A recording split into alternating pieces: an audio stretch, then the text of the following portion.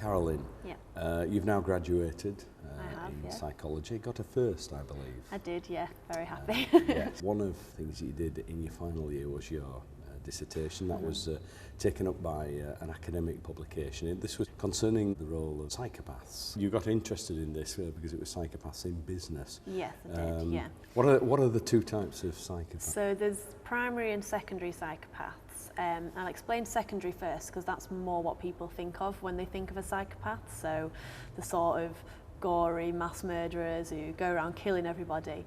The likelihood of the situation is the secondary psychopaths are more like that, but the percentage of them that actually go around killing people is so minuscule. Primary psychopaths are the other ones. They're sort of more, they've got the emotional deficits, they're more calculating and manipulative, and they're the sort of people that are more likely to live amongst the general public without anybody knowing.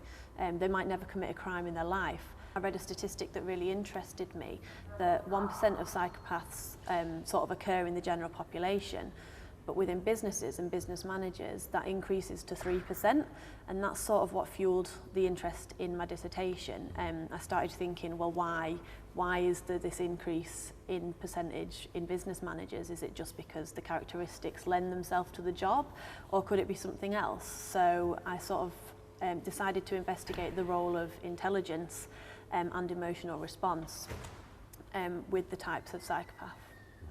And what did you find? What was the outcomes of it all? Basically, what I found was I tested participants on a psychopathy scale, so I wasn't actually using psychopaths, I was just sort of testing psychopathic tendencies, and I looked at the relationship of psychopathic tendencies to a physiological emotional response, so that was sweating on fingertips, which is more often used in lie detectors.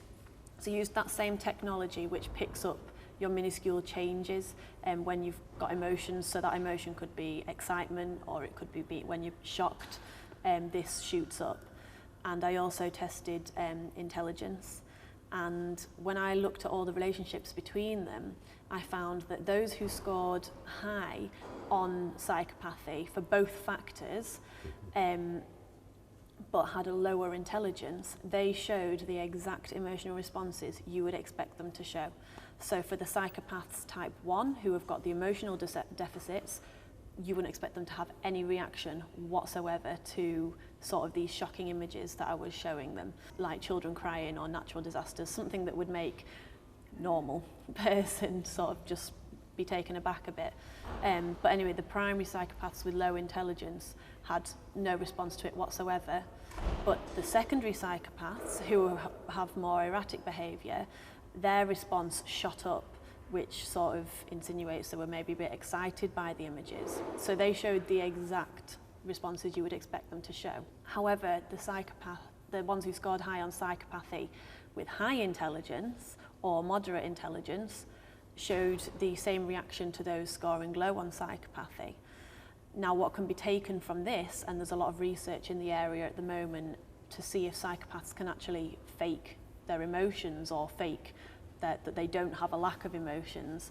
So it's sort of in the same line. If they're more intelligent, they're aware they have this personality disorder, then they can actually cover for it by faking their own emotions, essentially. It doesn't necessarily mean they all become business managers. I just thought it may account for the increase in percentage in business managers, but that would have to be for future research to determine, maybe something for the future. And when you say defects, which is the word that you use, what do you mean by that? What in layman's terms, what is that? So if you've got an emotional deficit or an emotional defect, it basically means, in terms of psychopathy, they don't really feel emotions, they don't understand emotions, they have a lack of empathy, they're quite callous. As I say, they're quite manipulative, they don't really have a concept of hurting other people, which is why I said in the beginning, maybe it's their characteristics that lend themselves to being a business manager, because if you've got that drive and that ruthlessness, then those can be very influential characteristics to have. Just with psychopathy, it's sometimes taken a little bit to the extreme, depending on how high they score on a psychopathy test. The University of Huddersfield, inspiring tomorrow's professionals.